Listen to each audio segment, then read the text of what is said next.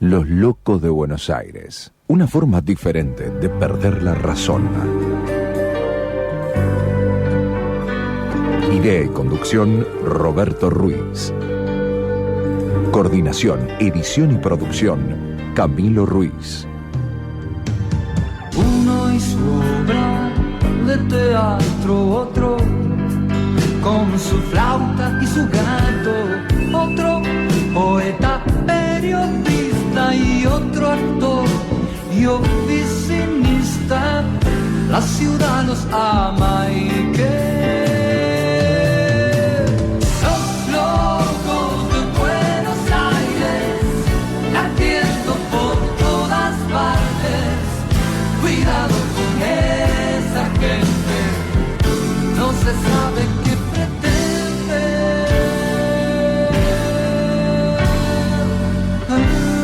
Los locos de Buenos Aires.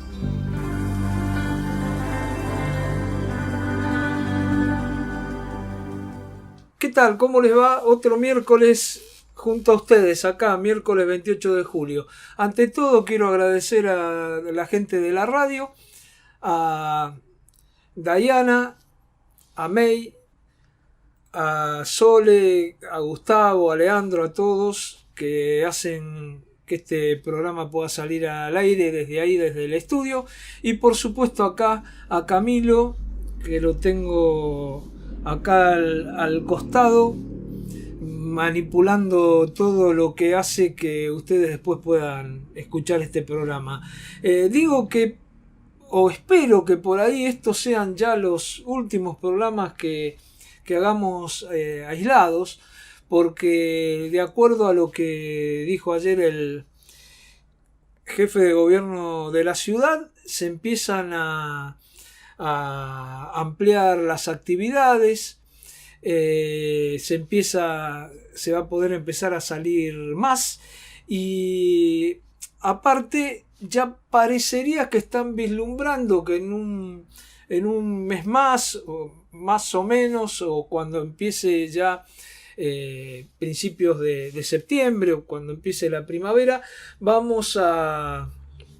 es decir, mes y pico, vamos ya a estar bastante bien con el tema coronavirus. Por lo menos esto es lo que también dijo el ministro de Salud de la ciudad de Buenos Aires, Fernán Quirós, que dijo que, visto lo que estaba pasando, que si se llegaba a un 60% de gente vacunada con las dos dosis contra el coronavirus, ¿no? Por supuesto, esto podría hacer que se pueda ir teniendo una vida cada vez más normal. Esperemos que así sea. Estamos metidos ya, el sábado se cerraron las listas, el sábado 24 de julio, y ya sabemos quiénes son los candidatos que vamos a tener que votar en la ciudad de Buenos Aires. Y por supuesto son elecciones que hay para todo el país. Se renueva la mitad de la Cámara de Diputados. En la ciudad de Buenos Aires se renueva la mitad de la Cámara de la mitad de la legislatura. Hay un tercio del Senado que también se renueva, no toca acá en la ciudad, pero en otros lugares se renuevan también senadores. Así que tenemos unas elecciones que de alguna manera no son elecciones normales. ¿Por qué digo esto? Y lo digo porque, primero porque se da en pandemia, en un momento donde las preocupaciones pasan mucho por la salud. Segundo, porque se da en el momento del peor ajuste que existe en el país, y que por supuesto lo estamos viviendo en la ciudad de Buenos Aires. En la ciudad de Buenos Aires nunca tuvo tanta pobreza, ni en el 2001. Es decir, la ciudad de Buenos Aires, que hoy tiene un 26,5% de pobreza, nunca tuvo esa cifra. Esto es lo que da la Dirección de Estadísticas y Censo, y es más o menos lo que da también el INDEC. Nunca tuvo ese nivel de pobreza. Siempre en todo el país la pobreza siempre fue alta. Recordemos que en los últimos 20 años, salvo diciembre del 2017, que hubo un 25,7% de pobreza, siempre la pobreza superó el 27, el 28, el 30%, hasta llegar, como en este momento, a un 50%. Pero había esas cifras del 40%, pero en la ciudad de Buenos Aires era mucho menos.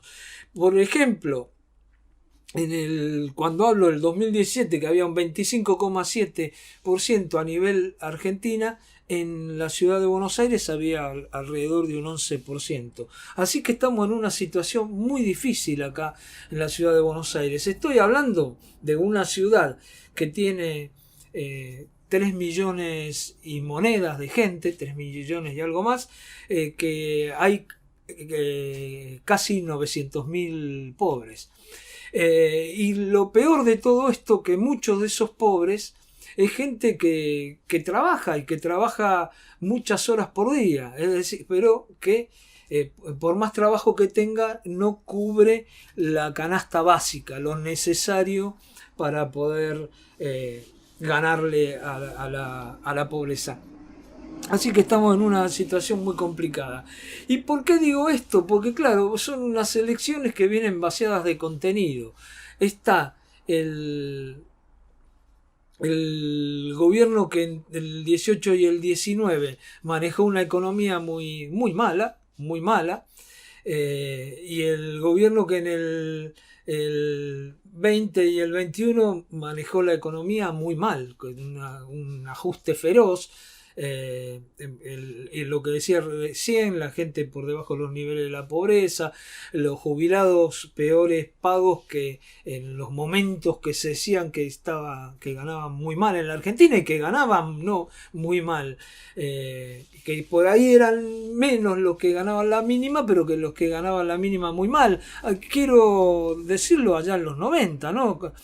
Si los chicos que son jóvenes por ahí lo van a tener que buscar, pero busquen quién era Norma Pla, que cuando empezaron allá en los 90 los jubilados a participar acá en la ciudad de Buenos Aires, a ir al Congreso a reclamar la jubilación mínima, era $150. Si hoy tomamos el dólar que se usa en la calle, está por debajo de eso la jubilación, así que está la jubilación por debajo de lo que se ganaba en el menemismo, en el otro gobierno peronista, que fue malísimo como pésimo, pero en ese momento encima existía hoy existe el agravante que la gente que cobra la jubilación mínima es cerca de más de un 70%, cerca de un 80% cobran la mínima, y después escalas muy bajas. En esa época la jubilación mínima la cobraba un 20 y pico %. Así que lo que le quiero decir, que comparado ese peronismo de Menem con este peronismo de Cristina y de Alberto, todavía lo que hoy ganan los jubilados es peor, lo que ganan los asalariados es peor.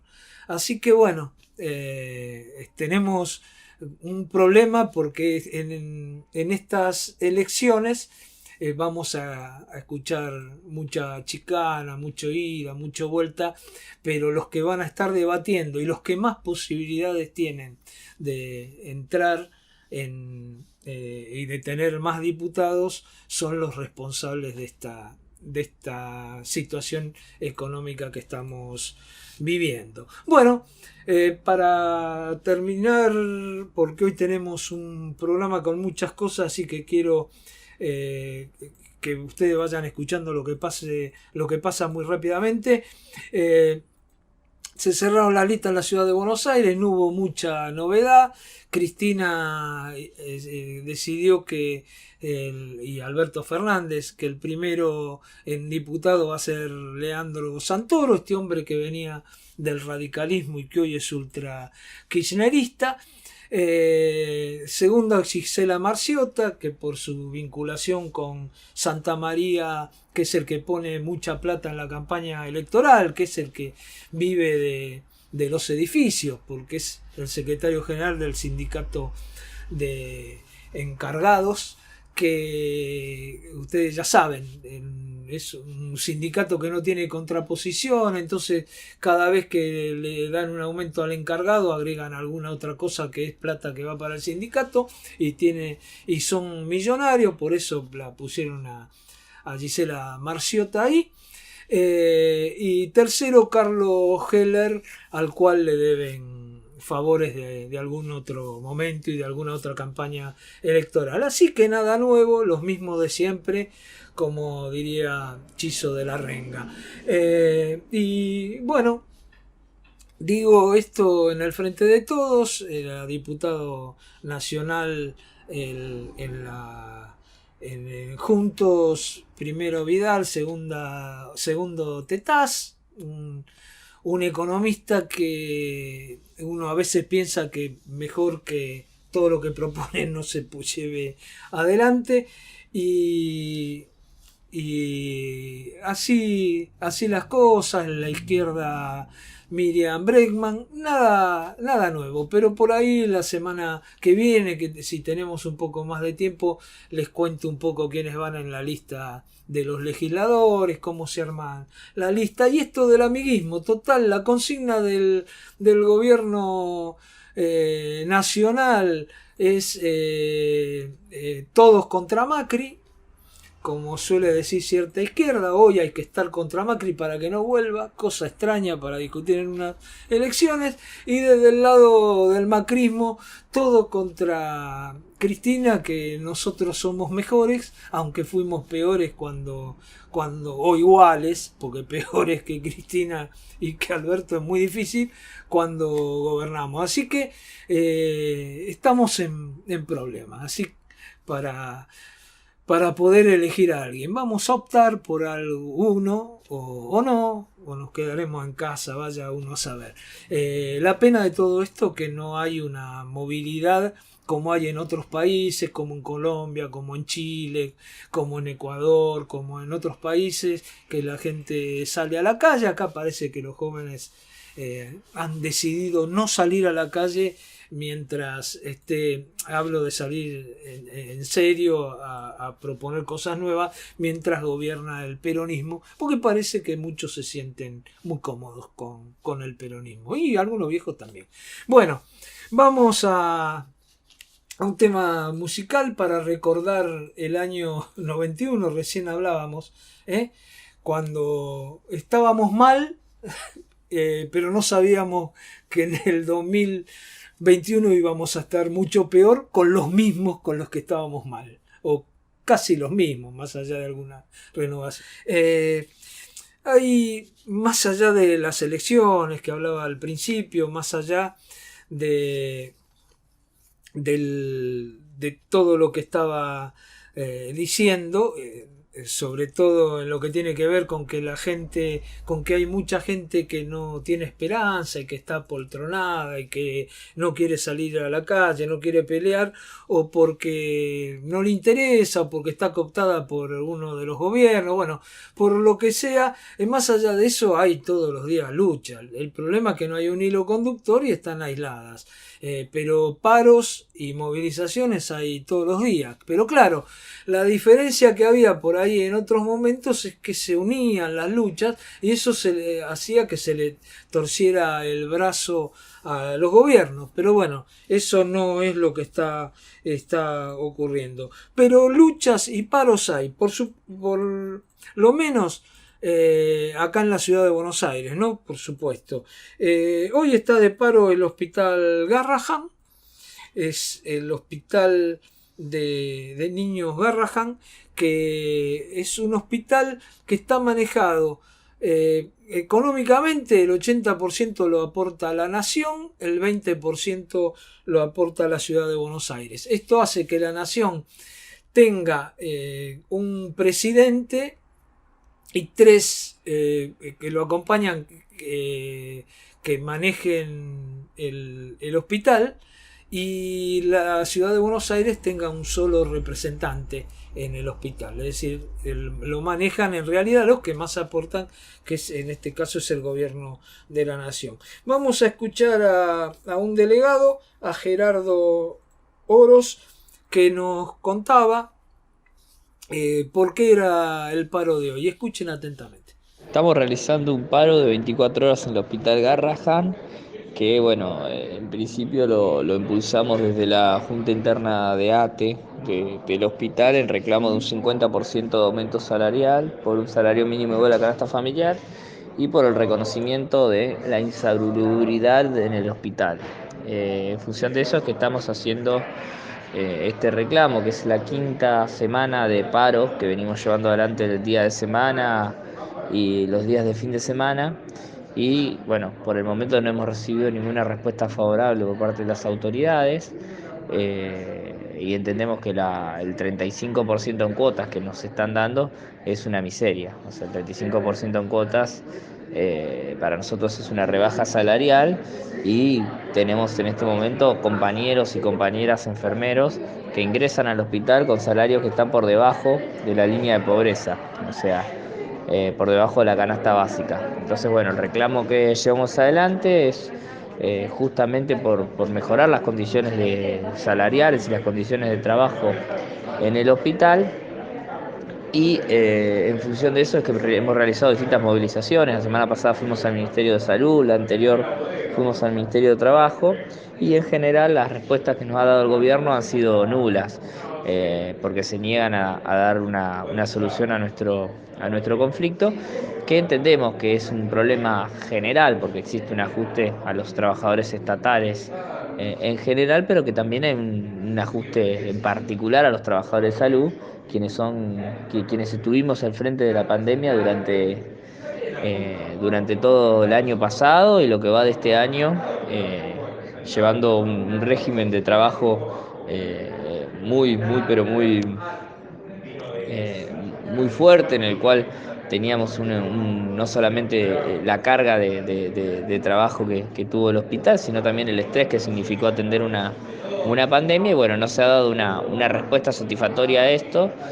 Por eso, bueno, si no tenemos respuesta, discutiremos la semana que viene en asamblea cómo continuar con las medidas de fuerza. Esto decía Gerardo Oros. Habla fundamentalmente del tema de salario, ¿no? El tema de salarios, porque hoy es el paro en el Hospital Garrahan. Hace unos días hubo paro en el resto de los hospitales de la ciudad de Buenos Aires. Y mañana podría, porque siempre a último momento, todavía el miércoles a último momento pueden decretar la conciliación obligatoria, aunque ya creo que la decretaron otras veces, así que no sé si lo harán, pero mañana pararían los trabajadores de la sanidad también, de los sanatorios y de las clínicas privadas, ¿eh? Así que fíjense qué paradoja, ¿no? El pandemia. Lo fundamental en la pandemia son los enfermeros y los trabajadores, los médicos, y son los que ganan menos, porque hay otros sindicatos que lograron cerrar la paritaria rápidamente con mejores sueldos que los médicos y los enfermeros. Bueno, como ahí decía Gerardo Oros, el tema del Hospital Garrahan no es de ahora, vienen peleando hace ya 5 semanas, y parece que el gobierno nacional, tanto Alberto Fernández como Carla Bisotti, tienen algún problema, que no escuchan las voces de los trabajadores de la salud. Y uno se va de novio con la vida, desterrando una muerte solitaria, pues sabe que a la vuelta de la esquina hay gente que es así, tan necesaria. Los locos de Buenos Aires.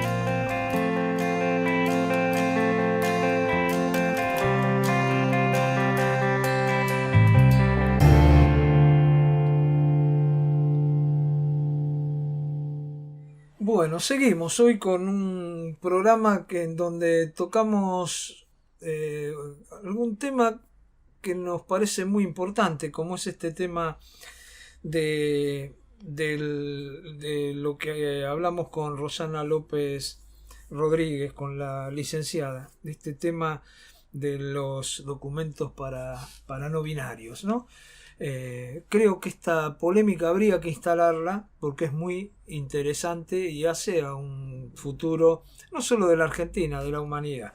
Bueno, volviendo acá a la ciudad de Buenos Aires, antes de que entre Camilo con todos los datos, vamos a pasar un audio muy pequeñito de un amparo que fue rechazado, una precautelar, para que no se subastara una hectárea del parque de la ciudad, ahí donde estaba la Villa Olímpica.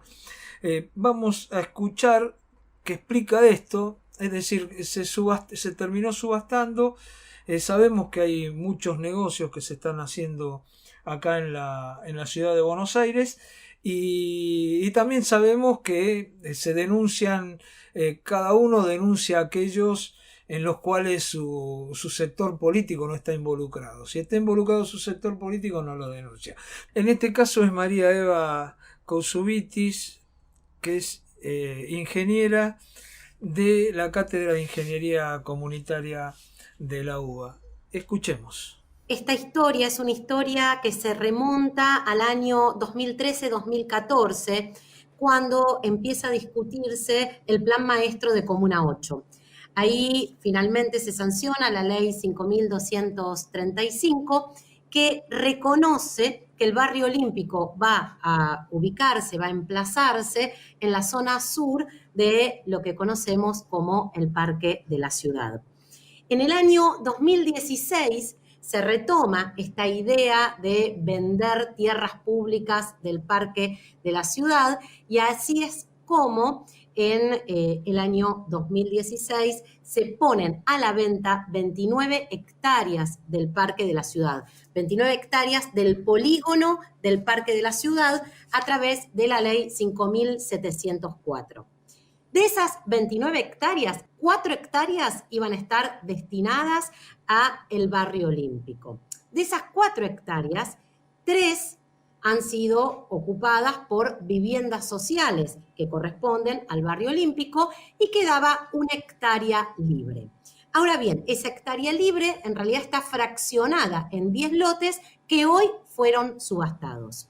El gobierno de la ciudad a las familias del barrio olímpico les prometió que estas 10 parcelas, que aproximadamente constituyen 1 hectárea, es decir, una superficie equivalente a una manzana, iban a ser, en primer lugar, superficies verdes. En segundo lugar, les prometieron que iba a ser equipamiento comunitario para el barrio.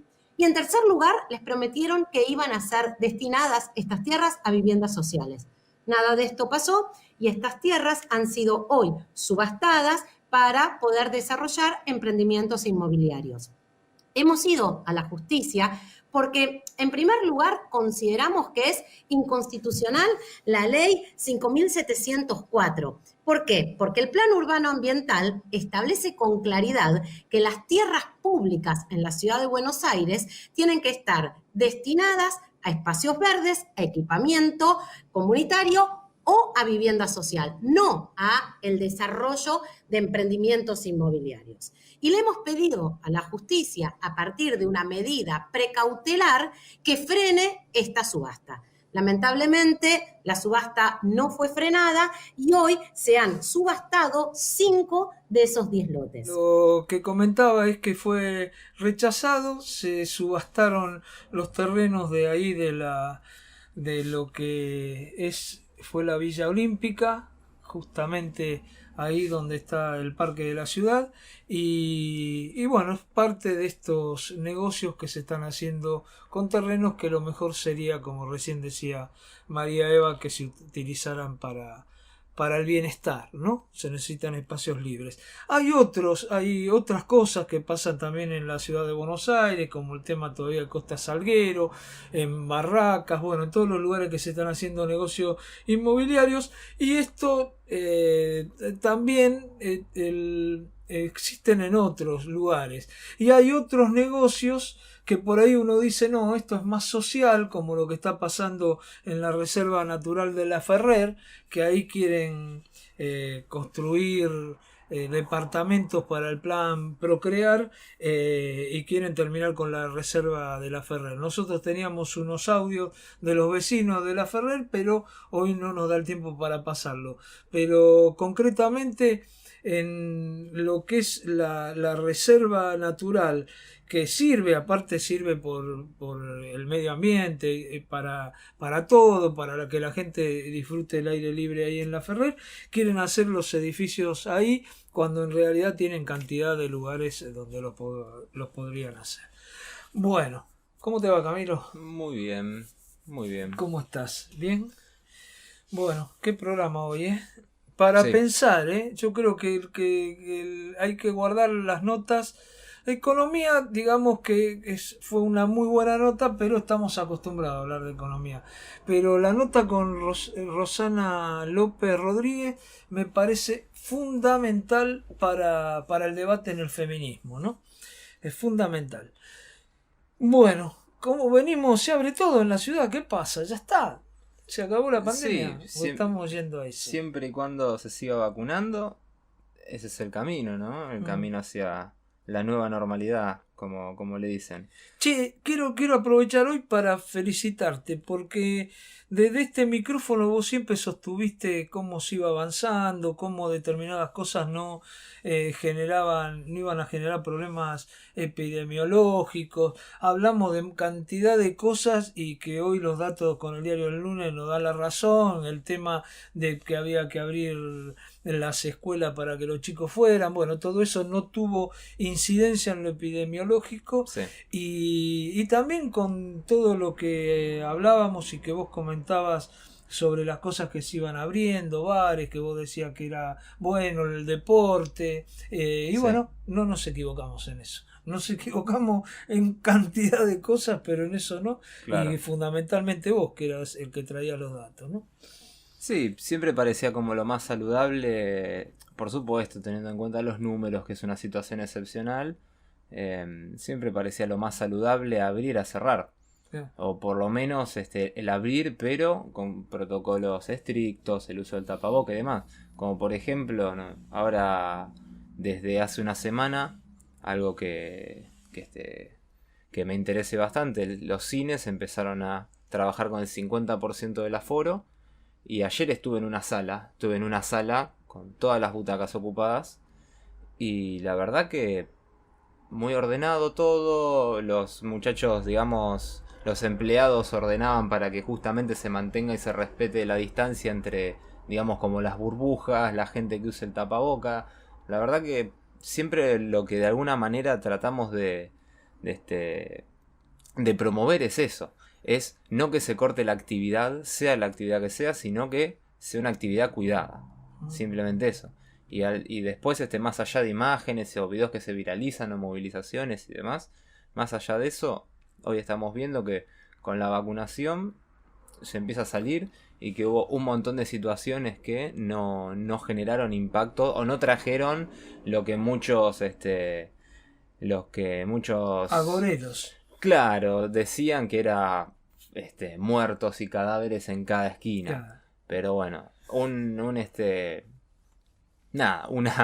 buena noticia podríamos decir, ¿no? Claro. A la vez está como ese pensamiento de bueno, hay que meter miedo para que la gente después no ande jodiendo, que no haga lo que quiera. Bueno, le salió el tiro por la culata, ahora no les cree nadie. Esos mismos creo que algunos son candidatos ahora. Sí. Así que vamos a ver vamos a ver cómo le va. Y le va a ir bien, porque, bueno, Bueno, es sí, más sí, largo, sí, pensando en discusión uno, sí, más es cierto, larga, es cierto. porque Estamos entrando en otro aparte terreno. lo pusieron para eso, para eso, porque no no se van a dar debates serios. Entonces Claro. cuanto más impresentable, como en la provincia, como Goyán, por ejemplo, Claro. mejor. Claro, Para ellos, la idea mejor. no es que haya un debate, sino que no haya debate. O Claro. mejor dicho, que el debate se rompa Cuanto y se más chicanee, ¿no? impresentable, mejor. Y en el caso de la provincia es eso, aparte ellos buscan un voto que lo tienen cautivo, así que no tienen problema. Y lo que quieren es eso, Claro. impresentable, como Tolosa Paz, como Goyán. Sí. Por decir, porque son los más impresentables, después hay por todos lados. Vamos a los números, Dale, Camilo. primero mira, te hago un repaso rápido de estas nuevas etapas que vamos a pasar. Un año y medio en el que seguimos pasando de fases, viste, de fases, etapas, aperturas, cierres y demás. Bueno, esta sería como las últimas, ¿no? El último tramo, llegamos al final del juego. La primera etapa que estamos transcurriendo ahora, así para pasarlas por arriba con los detalles más importantes. La circulación es libre, no hay restricción, digamos, horaria. El transporte sigue igual, hay que viajar con... Estamos hablando de la ciudad de Buenos Aires, eso sí, vale la pena aclarar. El transporte sigue igual, viajan los esenciales, viajan con permiso. Un poco igual, digamos que dentro de la ciudad no hay tanto control en el transporte público. Lo que sí he visto es que se respeta mucho el 10 personas paradas y a partir de ahí no sube nadie. E inclusive ver largas filas de gente esperando un colectivo, ver que siga de largo el colectivo y todos insultando con mucha razón, pero de todas maneras, digamos, como que se está respetando eso, ¿no? Seguramente con el tiempo lo van a ir abriendo, así como va a ser libre el transporte público para viajar. Ahí hay un problema, que el 2 de agosto se levanta el libre estacionamiento en la ciudad. Exactamente. Así que ahí ya usar auto va a ser muy difícil, entonces no sé qué harán ahí con el transporte público. Claro. Vamos. Podrían estirar el libre estacionamiento, me parece, aunque sea un mes más. Igual van a abrir algunas estaciones más del subte. Bueno, Claro, vamos. hay 10, ese es otro de los detalles, hay 10 estaciones más de subte abiertas, todavía no son todas, creo que son aproximadamente 80 sobre 90. Eso es lo que es en la etapa que estamos transcurriendo ahora. La próxima etapa, que es la 2, que vaya uno a saber cuándo sea, porque depende de que los números bajen, todo indica que van a seguir bajando, sobre todo por cómo avanzó la vacunación acá en la ciudad y también un poco en el país. Ahora vamos a ir a eso. La segunda etapa, bueno, lo más destacado, empiezan a gimnasios y eventos culturales y comercios al 50%, oficinas al 50%, eventos masivos al aire libre al 30%, o sea que es probable que en esta segunda etapa ya se empiece a barajar de alguna manera, ¿por qué no? Partidos de fútbol. Creo yo. Depende de nación eso, pero si Ciudad, digamos, en esta etapa estaría dando el visto bueno, podría ser que por ahí se vuelvan a las canchas con un 30% de aforo, lo cual no me parece para nada una locura. Es más, me parece que hay actividades hoy abiertas que pueden ser hasta más peligrosas que 30% de la totalidad de una cancha de fútbol, ¿no? Teniendo en cuenta que es al aire libre y demás. Tercera etapa, encuentros sociales, hasta 20 personas en lugares cerrados. Eso es como lo más destacado. Y los comercios con aforo hasta el 80% van a poder abrir hasta las 2 de la mañana. Esto es algo raro porque ya hay libre circulación, pero recién en la tercera etapa se podría estirar un poco más la famosa nocturnidad, lo de bares abiertos hasta más tarde, ¿no? Hasta ahora están hasta las 12 de la noche. Y eso se mantiene así, va a seguir así por lo menos por un tiempo. En la etapa 4 lo más destacado es que posiblemente se empiece a dejar de usar el barbijo en espacios públicos. Si estás por la calle es posible que no sea necesario que uses el barbijo. Lo cual inclusive vemos que hay mucha gente ya que no lo usa, o mismo qué sé yo por ejemplo hago actividad física en la calle y no lo uso, por ejemplo. Está permitido, vale la pena aclararlo, pero a lo que voy con esto es que al aire libre como que el riesgo de contagio es mucho menor y no va a ser necesario en esta cuarta etapa. Sí va a ser necesario dentro de lugares cerrados. Y después, bueno, quinta etapa, todo lo que venimos mencionando, se estiran los aforos más, eventos culturales, eventos masivos, etcétera, todos se estiran de, si tenían 50% 80, de 80 a 100, se empieza a abrir de a poquito hasta llegar a la sexta etapa, la última etapa que es la normalidad, ¿no? ¿Cuándo será la sexta etapa? No tenemos ni idea, hay que ver, Bueno, las anunciaron. Por lo menos las anunciaron y hay un horizonte, ahora esto es como, bueno, te lo dimos, no hay fecha, no hay fecha de estreno, así que a esperar, Sí, a ilusionarse y esperar. Un poco decía que con el 60% de toda la gente con las 2 dosis ya se podría Claro, sí. avanzar. Eso decía Quirós. Bueno, eso es, digamos, ese es el ejemplo que se ve en países del exterior, ¿no? Que muchos tienen una enorme cantidad de la población con varias dosis, como por ejemplo Estados Unidos, que cayeron muchísimo los casos, apenas llega al 50%, hay bastante resistencia a vacunarse, pero así todo tuvieron una caída enorme y esta nueva cepa no los perjudicó, ¿no? En el caso de la región, Chile está arriba del 60%, Uruguay está arriba del 60%, y así como nosotros caímos muchísimo en el índice de contagios, de ocupación de camas de terapia intensiva y de fallecidos, Chile y Uruguay se vinieron en picada. Literal se vinieron en picada. Uruguay sobre todo teniendo en cuenta que ni tuvieron una primera ola, tuvieron un pico hace un par de meses y en un mes cayó completamente. El mismo caso con Chile, que también fue el país que mejor o que a mayor ritmo vacunó en toda la región, ¿no?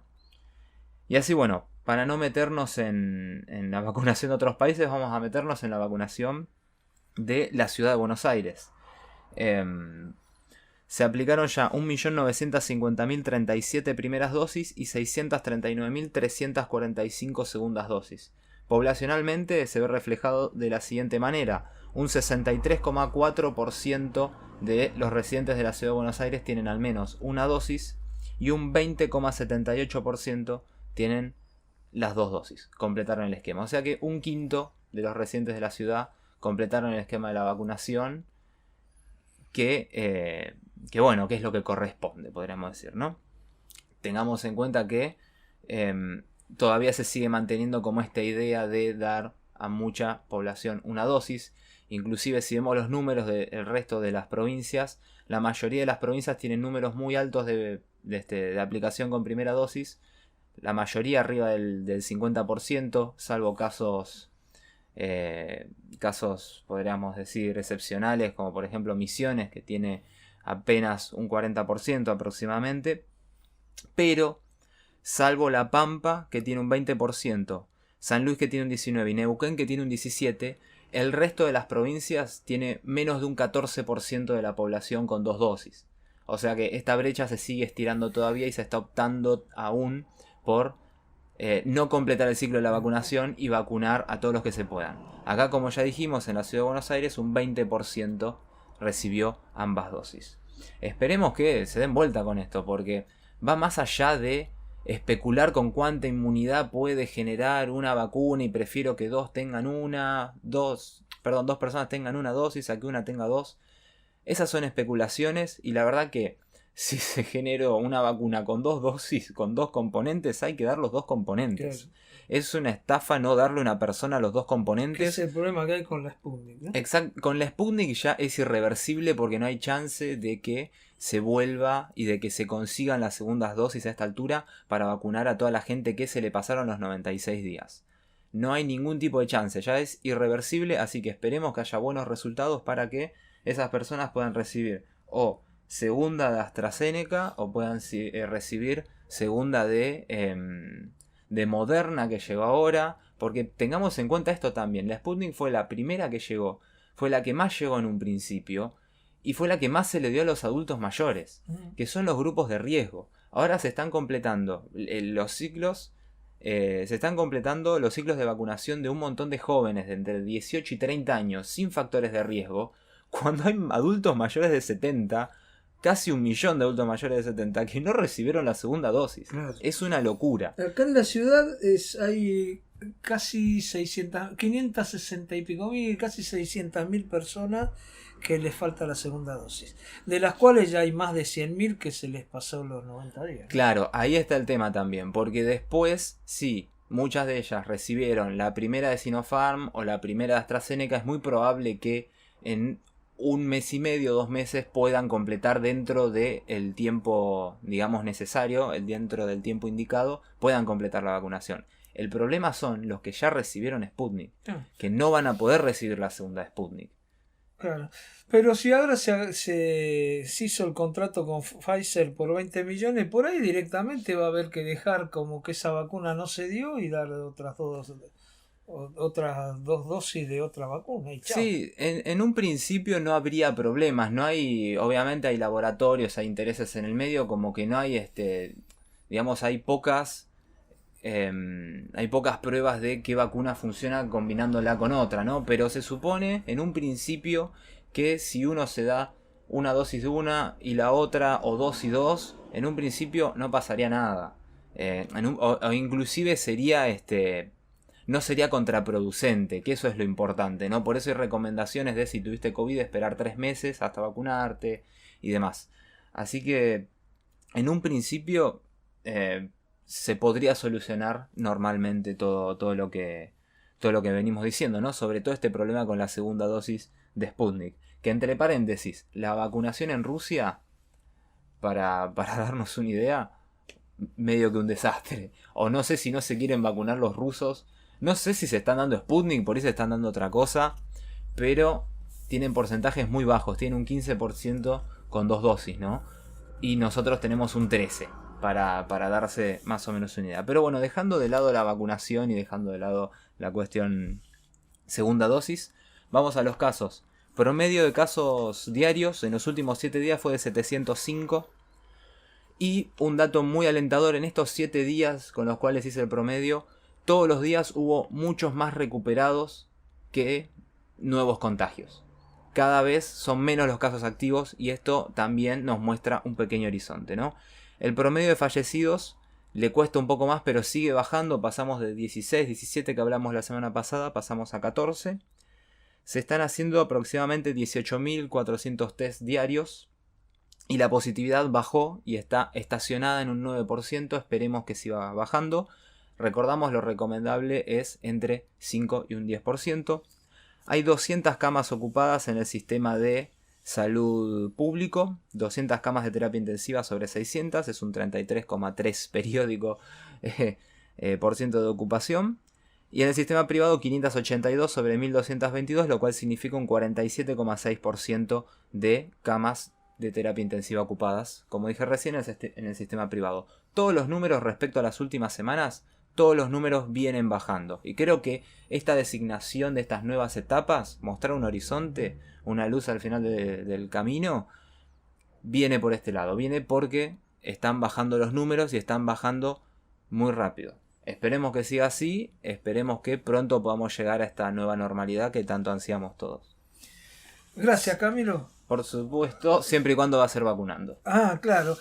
Uno igual se queda siempre con la reflexión, ¿no? ¿Qué hubiera pasado si se hubiera cumplido en tiempo y forma con las vacunas? Ahora parece todo un panorama bueno porque vienen cantidad de vacunas, se firmó ayer el contrato con Pfizer, vienen 20 millones, vienen todos los días de AstraZeneca, pero... Sinopharm siguen llegando muchas también, claro, ahora no es tema, pero se podrían haber evitado unas cuantas muertes por este desmanejo, porque se jugaron al vendedor de autos usados, que terminó generando más. En un principio parecía la solución y terminó generando muchos más problemas. Y al amigo de. Sí, ya. Al amigo de Ginés, a Sigman con AstraZeneca. Y bueno, por eso a veces los negocios no son compatibles con la salud pública.